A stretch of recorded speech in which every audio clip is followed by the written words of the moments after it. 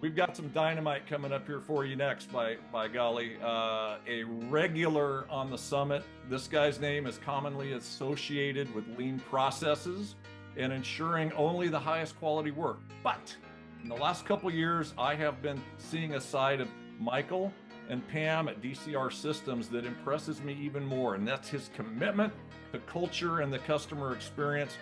Joining Michael is his amazing wife, Pam. Give it up for the GIARRIZZO. I tell you, we are excited to have you guys on the show once again. Always a crowd pleaser. Where are you guys today? It looks like you're in somewhere different Cabin.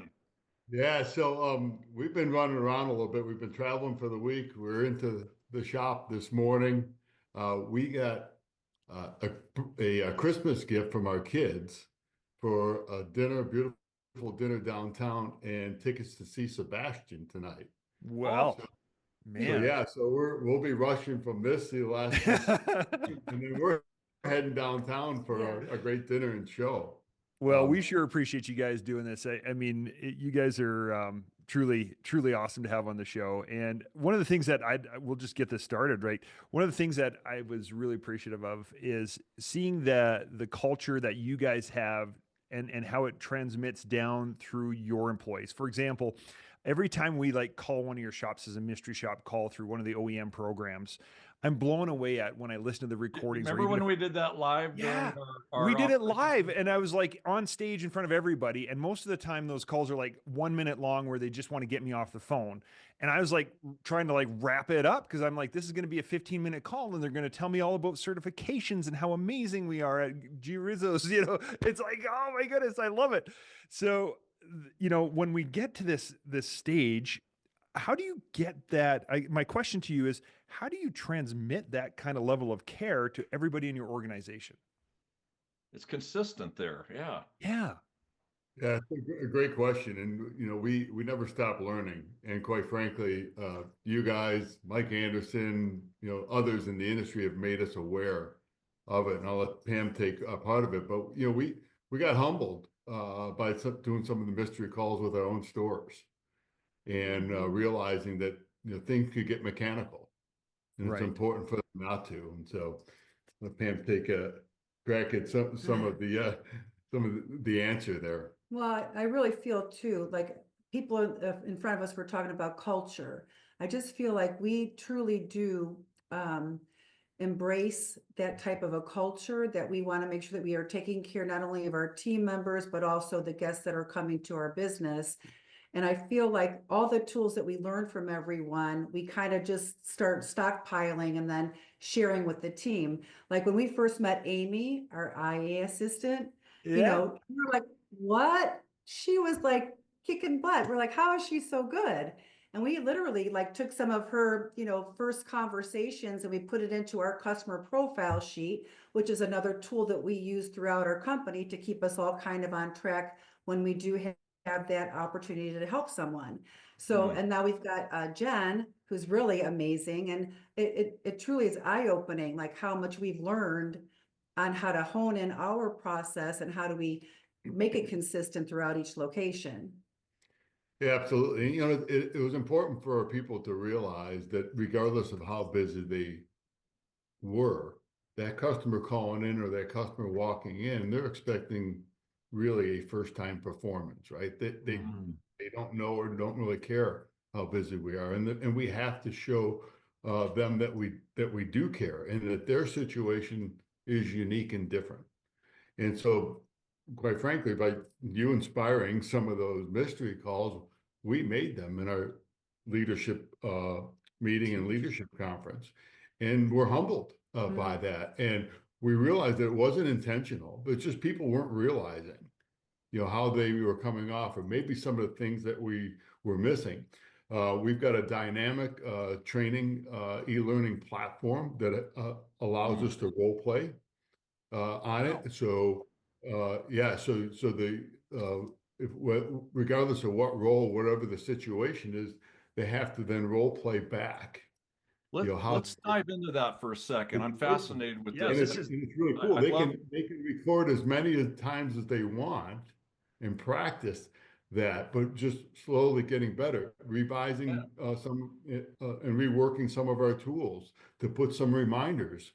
Not only Yeah. have just that customer information profile that takes down the information, but actually reminders of how to respond. And Yeah. so I've been, Michael, I've been in some businesses that are, and you're one of the most process driven businesses on the planet, one of them for sure.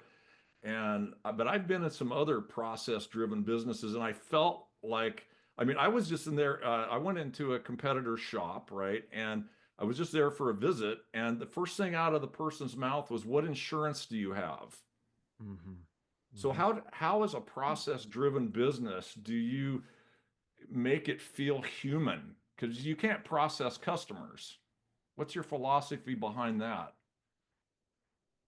Yeah, and again, it's just been a learning experience and a humbling experience of realizing that we can't, yeah, the process, or how do you say that, Ryan? Process. No, no, that cuts deep. The process is one thing, but it's still people, and we've spent a lot of time over the last several years on our people, going through different programs like the Ideal Team Player Mm, and getting learning how to be better communicators. Um, Pam likes to promote, and others like to promote, stand up and greet the customer. yeah. It puts you really in their space and your attention on really what their needs are, and everyone's different, and that customer information profile is a guide, but it still Mm. doesn't clue you into exactly what their situation is, and they have a unique situation that they want to convey.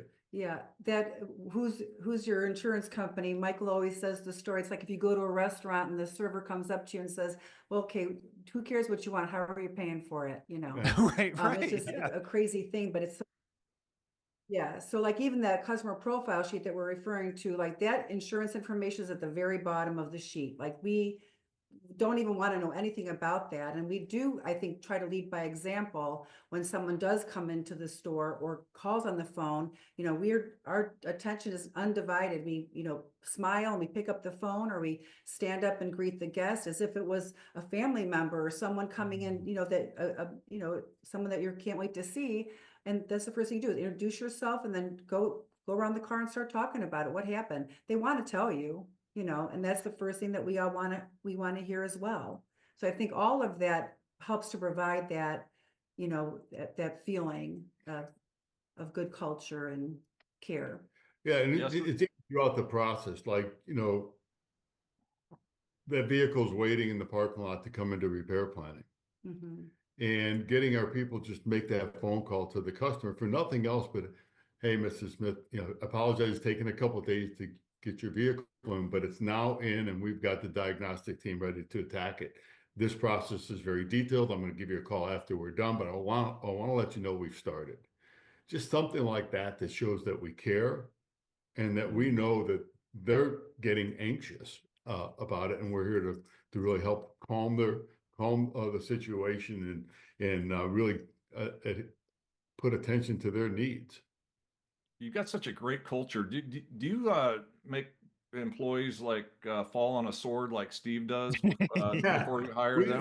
I was going to say that because we've been running around, we had to connect back in about a half hour ago. So following some of the speakers like Clay or Jerry, Jason, that handsome Kyle Bradshaw, and then Olson in a tux. It's not Right. easy. I mean, that's stepping it up. We weren't expecting that. So But yeah. no, we have spent a lot more, put a lot more attention to when we do bring a new team member on, do they fit our culture? And realizing that's one of the most important things. We do have a unique culture. It's very family oriented. And we realize, if they don't fit that culture, it doesn't matter how skilled they are, it's just simply not going to work. Yeah. Mm. Whatever you're doing is working over there. It's and I think the thing for leaders, it's really hard to get. Sometimes you'll have pockets of greatness, and then you'll have a bunch of bland. It seems like your entire organization, top down, is just incredible. And So I applaud you guys for what you're doing and sharing. And the neat thing is you're always sharing with us insights and ideas and things that you're working on. So we really appreciate that. What are some final thoughts that you guys would have in the last few seconds that you would encourage shops to go and do and work on for 2025? Yeah, well, I do believe, and we believe that we are becoming more and more of a certified world, and that to work on these vehicles as they become more and more complex, you're going to have advanced training, and those programs will continue to evolve. The OEs will continue to put more importance on them to protect their brand, to help ensure safe and proper repair. You know, we're about transparency. We've developed a really cool in-house application that we're hopefully going to be able to share with the industry that is about complete transparency and the repair. And we are of the belief that we've got to become that everyone deserves to understand exactly what happened to the vehicle. Yeah. Guys, enjoy your night out. Yes. Yeah, Thanks again thank for you. joining. Date night. Date night. Yeah. Thank you so Thanks, much. everyone. The GIARRIZZOs, ladies and gentlemen.